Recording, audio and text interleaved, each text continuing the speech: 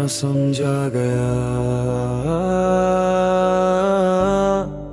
न कभी समझाया गया। ये मेरी जिंदगी का वो हिस्सा है जहाँ मैं हमेशा मौजूद था, मगर कभी महसूस नहीं किया गया।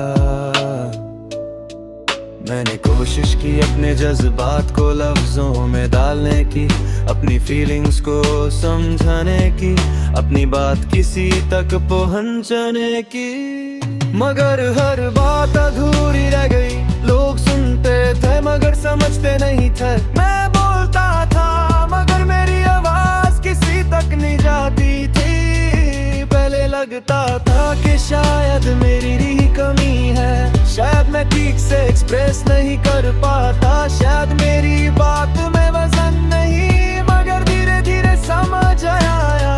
कुछ लोग सुनने के लिए नहीं होते और कुछ जज्बात समझने के लिए नहीं। मैंने अपनी आवाज धीमी कर दी, अपनी बातें कम कर दी, और धीरे धीरे मैं चुप हो गया। मैं लोगों के बीच था, हंसता था, बातें करता था, मगर अंदर एक गहरा खालीपन था। हर अधूरा लफ्ज़, सर छुपा हुआ जज्बा, हर वो बात जो मैं कह नहीं पाया। सब मेरे अंदर जमा होता गया। रात के वक्त सब कुछ और ज्यादा महसूस होता है। वो लम्हे जब मैंने कोशिश की थी अपनी बात समझाने की, वो वक्त जब मुझे इग्नोर किया गया। सब एक साथ वापस आते हैं। मैंने खुद से पूछा, मैं इतना अकेला क्यों महसूस करता हूँ? और फिर समझ आया, अकेला रहना इतना दर्द नहीं देता जितना ना समझा जाना देता है। अजीब लगता है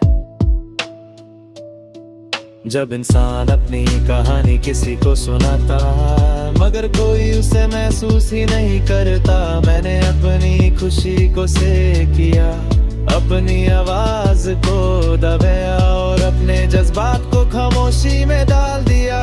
लोग कहते हैं तुम स्ट्रॉन्ग हो,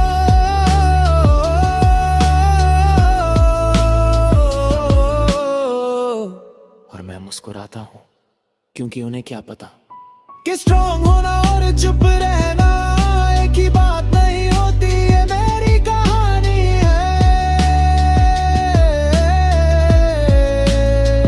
न समझा गया, न कभी समझाया गया। जहाँ हर लम्हा एक सदैगर है, हर सांस एक बोझ है, और हर दिन एक नई कोशिश है अपनी फीलिंग्स को संभालने की। मगर सच ये है, कुछ दर्द समझाने से नहीं, समझे जाने से कम होते हैं। ख्वाब।